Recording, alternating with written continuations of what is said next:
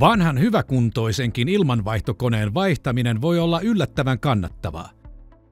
Katsotaan tänään, kuinka helposti energiansäästön ja takaisinmaksuajan saa laskettua 90-luvun koneelle.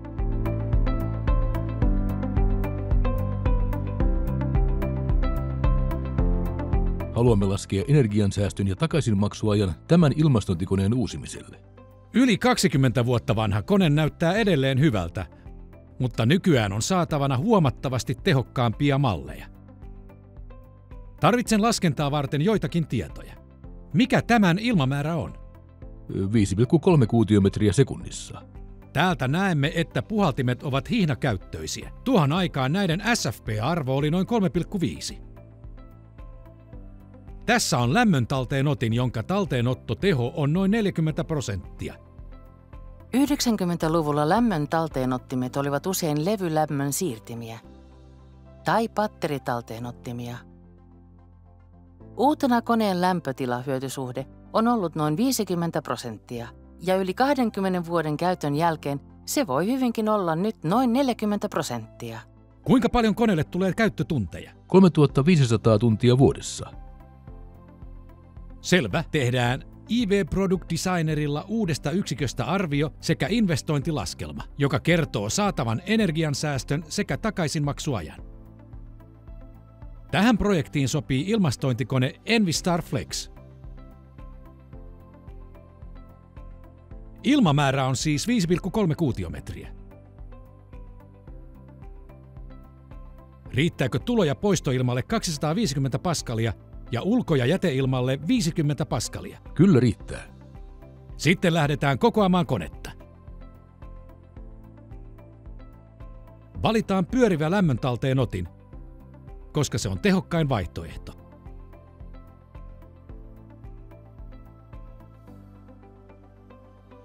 Valitaan koneen koko ilmamääräalueelta.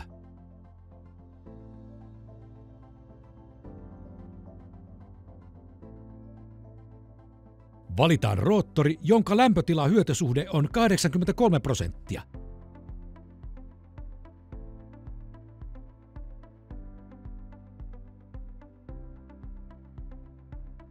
Puhaltimien SFP-arvoksi tulee 1,41. Nyt ilmastointikoneen mitoitus ja varusteiden valinta on tehty. Jatketaan energiavälilehteen ja valitaan investointilaskelma. Tänne annetaan vuosikeskilämpötila ja ilmastointikoneen käyttötunnit. Mitä hintaa käytetään sähkö- ja lämmityskustannuksissa? Laita sähköön 0,15 euroa per kilowattitunti ja lämpöön 0,08 euroa per kilowattitunti. Ilmastointikone maksaa noin 60 000 euroa. Pystytkö arvioimaan asennuskustannukset? Olen miettinyt tätä ja arvioisin niiden olevan 20 000 euroa. Annetaan tähän kokonaissumma 80 000 euroa.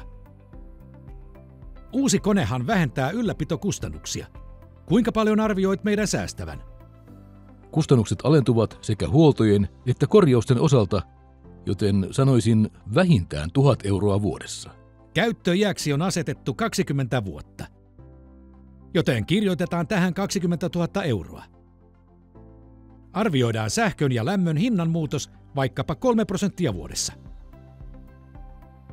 Tähän laitetaan nykyisen koneen ilmamäärä.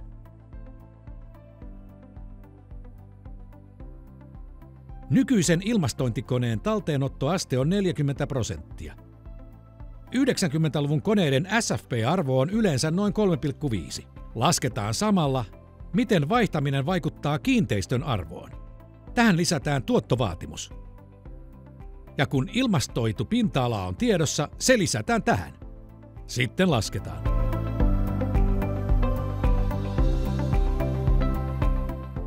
Tässä näkyvät lämpötilat ja ilmamäärät. SFP-arvo laskee 3,5 1,41. Lämpötilan hyötysuhde nousee 40% 83%. Puhalin energia laskee 65 000 kilowattitunnista 26 000 kilowattituntiin. Lisälämpöön laskee 144 000 kilowattitunnista 16 000 kilowattituntiin huomattavasti paremman lämmön talteenoton ansiosta. Yhteensä vuotuinen energian kulutus laskee 208 000 kilowattitunnista 42 000 kilowattituntiin, mikä tarkoittaa yli 166 000 kilowattitunnin säästöä.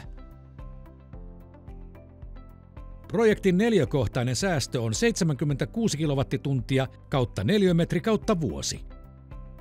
Säästö on ympäristön kannalta huomattava, mutta entä talous? Energian hinnat ja niiden odotettu nousu näkyvät tässä. Investointi oli 80 000 euroa ja ylläpitokustannuksiksi arvioitiin 20 000 euroa 20 vuoden aikana.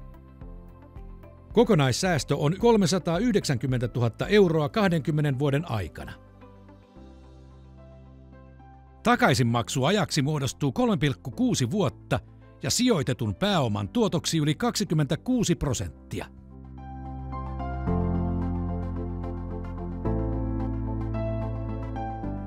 Tässä on laskelma kiinteistön arvosta.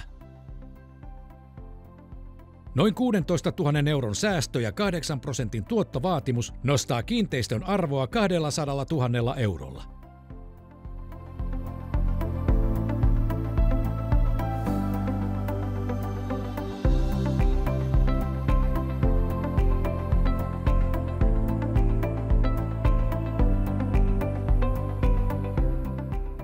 Okei, näin lyhyestä takaisinmaksuajasta asiakkaani kyllä pitää. Tien hänelle tarkan tarjouksen ja liitän mukaan investointi, energiansäästö ja takaisinmaksuaikalaskelman.